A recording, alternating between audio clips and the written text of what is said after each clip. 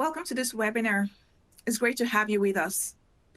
They say hindsight's a wonderful thing, and after over a year of unprecedented disruption, we've all gotten a little bit more hindsight than we signed up for. Now, workers across the globe are now working remotely, and flexible work looks set to continue even for the long term. All of that has been enabled by existing and new cloud-based solutions that enable people to work effectively from wherever they are. It could be their kitchens, their bedrooms, their lounges, wherever they are, cloud-based solutions have enabled them to work from there. 5 years ago, none of us could have seen this coming, but some businesses were certainly even more prepared for the disruption than others were. And generally, it's the early and enthusiastic adopters of cloud technology that we are most prepared for this change. Today, it's becoming clearer how indispensable cloud adoption is to an organization. Now the argument against full hybrid cloud is even getting more wicked than ever. But this wasn't always the case. In the early days of cloud, business leaders argued that it wasn't secure enough for their valuable data. Could it be PII or business-sensitive intellectual property? And back then, they had a point. The situation today looks very different. Not everybody is convinced, and there are still businesses out there who are wary of the cloud. In fact, a recent cloud security report cited as much as 52% of respondents still thought the security risk in the cloud was higher than on-premises. And that's what we're here to discuss today. We're going to ask 3 key questions. Is the cloud secure enough for sensitive data today? 2, with the benefit of hindsight, would you have trusted cloud sooner? And 3, what can we do to better prepare for whatever business disruption might come our way in the future? To do that, I'm joined today with 2 very special guests. Firstly, I'm joined by Nick Smith, who is the IT and Digital Operations Director at 1000 Heads. Welcome, Nick. And I'm delighted to introduce you to Brian Brackenborough, who is the CISO at Channel 4. Brian. Hello. Nick, my first question is to you. How did cloud help 1000 Heads respond to the demands of the pandemic? Well, we've always had a cloud-first approach anyway. So as an agency, we've been we heavily use Office 365 and other cloud tools in our day-to-day operations. So for us, really, it's about the migration or decommission legacy infrastructure and building a more responsive and agile environment for our staff and to communicate and collaborate with our clients more effectively.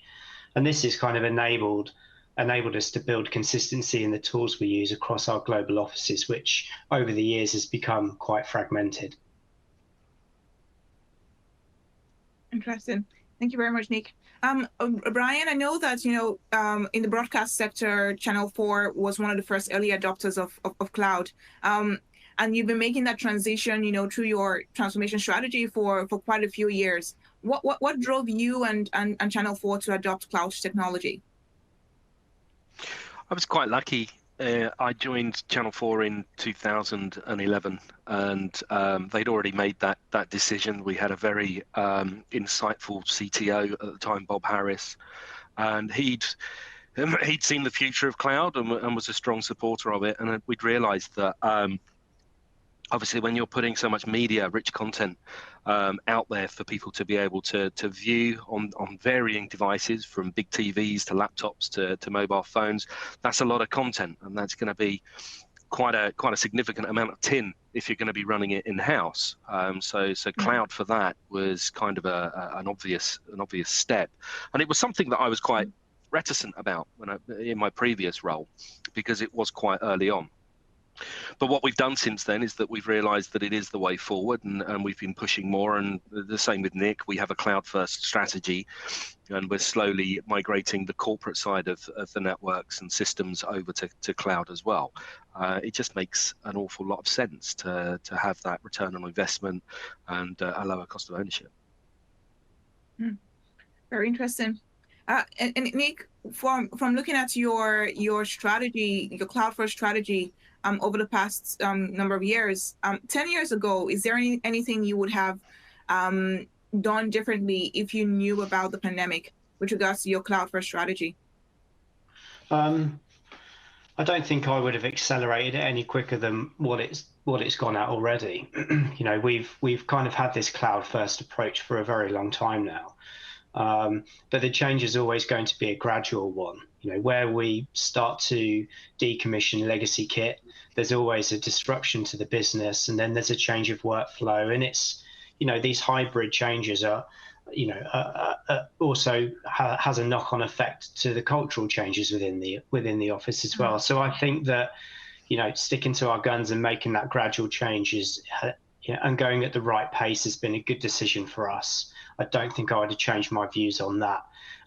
Jumping into a cloud first, environment from day one probably would have been, too aggressive, too big a change. And as Brian's alluded to, there's certain services over the years that you just can't move over to, to the cloud environment, because it's, it's kind of legacy infrastructure or a legacy setup. So, it's easy to get left behind with technology and how quickly it changes. But yeah, I think broadly I would have made the same decision 10 years ago and adopt that change gradually, as opposed to just jumping in feet first.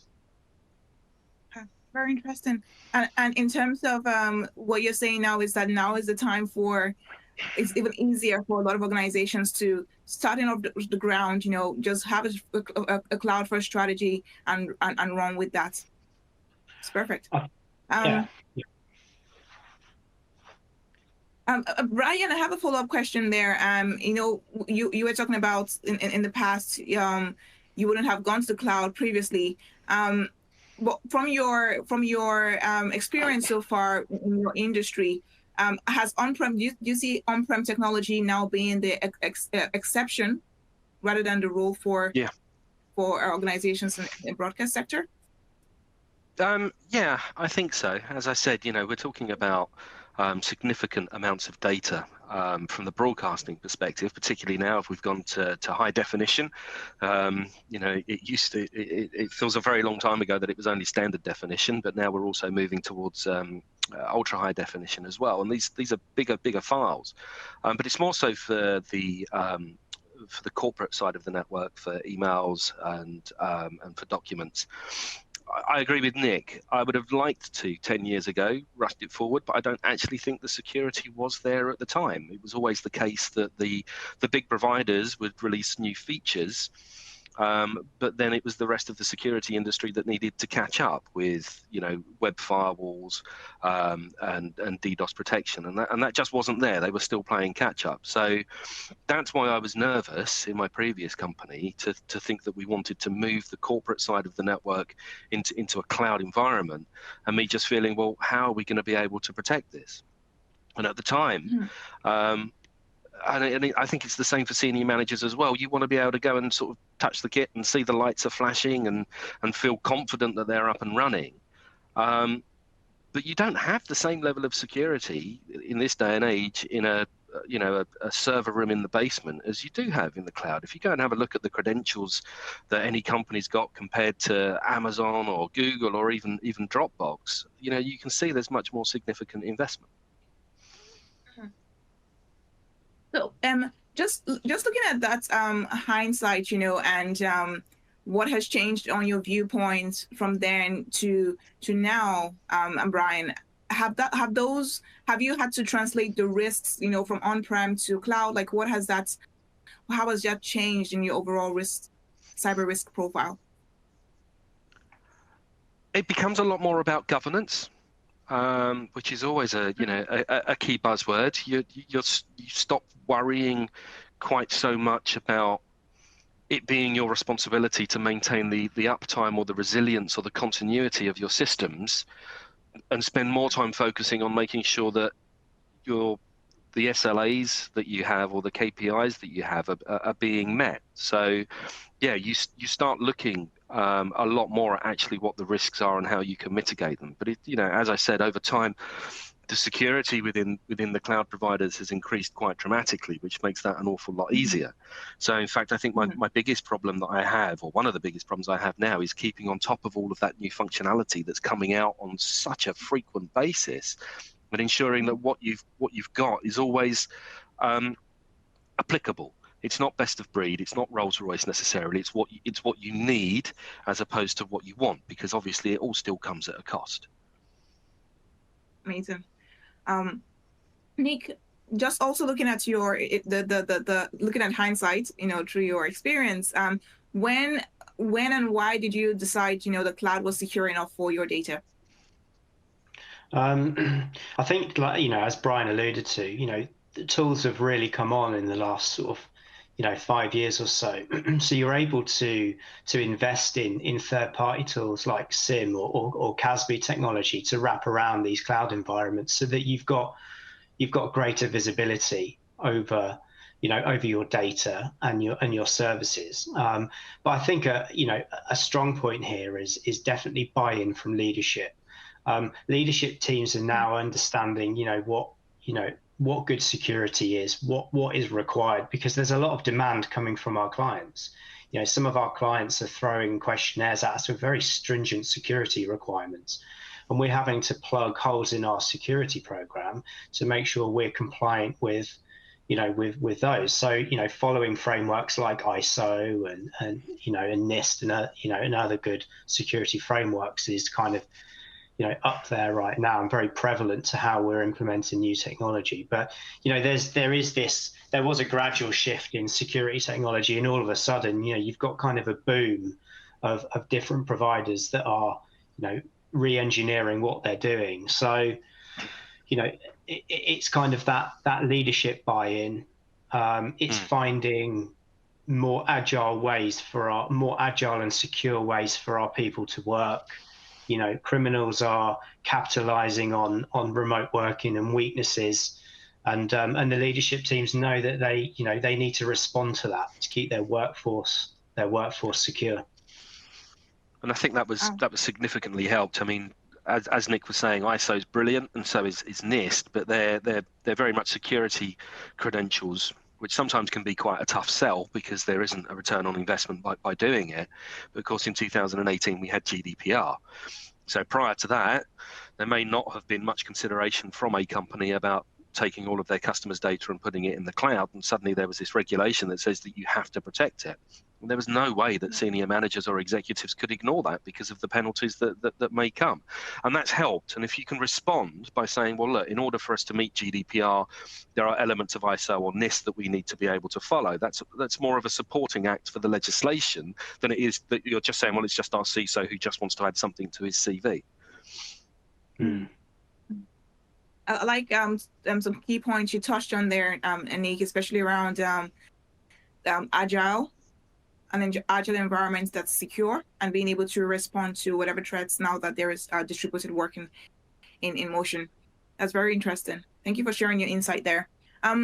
Brian, just to continue with yourself, with a lot of technology right now, a lot of IT directors are concerned about the fact that there are legacy applications, legacy protocols in their stack that actually stop them from seamlessly moving to the cloud. How do you see that being an obstacle for businesses in the future? Well, the technology has moved on, and it's not going to be easy, particularly in the industry that I'm in. We can't, we have some technologies that were written in-house to provide certain functionality, such as the graphics on the screen and things like that, where you couldn't just buy those off of the shelf. So for us to be able to just pick that up and move it into the cloud overnight is not going to be possible. It has to be phased. So it's certainly not going to be easy, but there are going to be rewards in doing it. There's going to be, better uptime, as I said, better resiliency, better continuity. It just takes that problem away from having to worry about that. It's great when, if you do have a failure on your email system, that you can provide these regular updates and they're consistent to your senior managers about how long it's going to take, or it's the fact that it was the network card that's gone down, or the lights aren't on the system, or you've had a hard drive failure, and you lose that.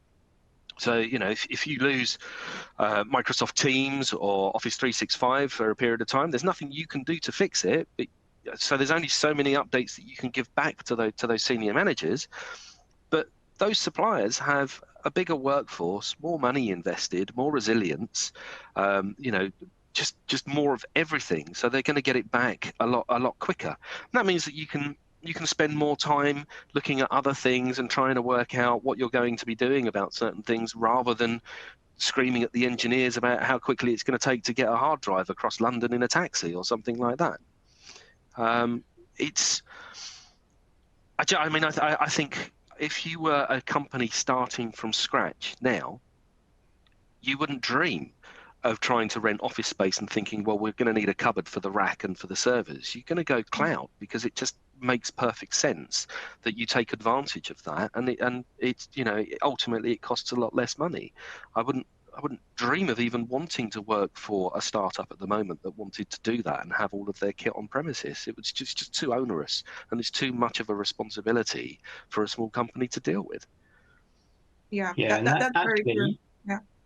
Yeah, I think you'll find that it's more commercially viable to go down the cloud route anyway. It's there are not many companies that really want to invest heavily in tin, because they simply don't have anywhere to put it unless they're co-located somewhere. So for us, a key driver behind moving to best of breed cloud solutions is to push that accountability to someone else, and utilize their resources, and presenting back their SLAs and their uptimes to senior management. And that helps us buy these products.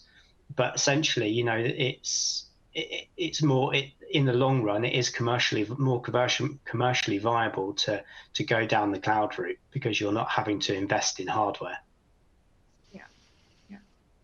I think that's a very good point, especially for those organizations that are just starting off, new startups, for example. There are still those organizations right now that have been existing for decades, that are still concerned about moving to the cloud. The cost of doing that, the culture change, like Nick mentioned earlier, getting buy-in from leadership. So there is a lot of negative considerations that they'll be looking at. But Brian, in your journey so far, what have been those positives, the enablers in your digital transformation journey that will be good to highlight? Well, the pandemic's a fantastic example of it, isn't it? We had just finished migrating our corporate infrastructure to the cloud, so moving email and documents and storage, and obviously prior to that we'd been using Dropbox anyway. And if we'd have still been in the old situation when the pandemic hit, I'm not entirely sure that we'd have been able to take 1,500 people and say to them, you can all go and work from home. The VPN wouldn't have been able to cope, the bandwidth wouldn't necessarily have been there. Whereas it just didn't need to be a consideration, because we'd done that piece of work. It was just amazingly frictionless, I think is probably the word to use. And it's just sort of demonstrated the fact that people can work from home, or they can work from a Starbucks or wherever it is that they want to go and work, and they can still have full access to all of the functionality that they've expected. And that's even for some of the areas that are a priority from the side of broadcasting, to be able to monitor all of the feeds that are going on at the same time and make sure that everything's good and that we don't go off air. They can do that from home, whereas 7 years ago, that wouldn't even have been a consideration. So it's just been a great benefit for us there. Yeah, very true. I know you both use Dropbox within your environments. Nick, I'm looking at how you've been able to take Dropbox as a collaboration solution and deploy it from a security perspective. How has Dropbox been able to help you, to keep your information secure? Well, the main driver behind Dropbox for us is that we have quite a fragmented set of data. So we'd have bits and pieces in SharePoint, we'd have other Dropbox users, we'd have it in G Suite, on-prem servers. What Dropbox has allowed us to do is migrate to a single platform, So we've got full visibility over where our data is, which has helped us from a compliance standpoint as well. But also, it's a scalable environment. It's secure enough so that we can quite easily collaborate and share documents with clients, or at least to external parties. And where our company has become pretty fragmented in an approach to technology, it's enabled us to consolidate, various other various other elements of our technology stack, which kind of brings in kind of that ROI where we're not paying for different data stores. We're able to wrap more effective controls around our data, utilizing the inbuilt security tools in Dropbox, as well as the integration with Better Cloud to spin up stronger DLP policies around some of our more sensitive data. But yeah, having Dropbox in place has allowed us to integrate with with some of our other tool sets, like enabling SSO through 365, so that we've got kind of full integration between those two platforms. So Dropbox has enabled us to put everything into one platform, giving us that full visibility, a single source of truth to manage all of our data, monitor who has access to our data, and there's no additional resource required to do that. It's all managed centrally. Myself and the team. We're not having to monitor multiple infrastructures, multiple data stores. It's just made it a bit more transparent and the workflow a little bit easier to manage. Very interesting. Brian, is there any thoughts on that as well for Channel 4? Well, it's very, very similar for us. The fact that we're able to use Dropbox, and we use it to collaborate with our rich media, with third-party companies, so production houses and the like. And it's just nice and simple to use. But then we can feed it into all of the other security products that we have. So we're the same. It's with SSO and Cloud Access Security Broker. And by having all of that data go through the same place, we're able to spot trends. We're able to see what's going on. So we can get alerts that come directly out of Dropbox if we see a mass data move. And that's not unheard of. At Channel 4, obviously, if you're deleting a single file or a series of a TV show that we've already broadcast, that will trigger that alert. That gives me the opportunity to go in and have a look and see who did it, why they did it, and ask those further questions. So it just pulls it all together. It just means that information's coming to me rather than me having to go to look for it all of the time. And just being, realistic with what is happening out there, the last few months, there have been a number of cloud service providers that have faced data breaches. That is a thing now. If it's not a matter of security data breaches, it's not a matter of, if it's a matter of when it's going to happen to an organization. For your perspective, a lot of businesses with organizations will still be concerned about that, and they will want to manage, they'll be saying, we will manage our security in-house. What are your thoughts and your comments towards those viewpoints? For you, Brian? Yeah, okay. Well, it depends on the significance. Just because you've got the data still in your own building doesn't mean to say that you're not going to suffer from a breach. If the hackers want the data, they want the data.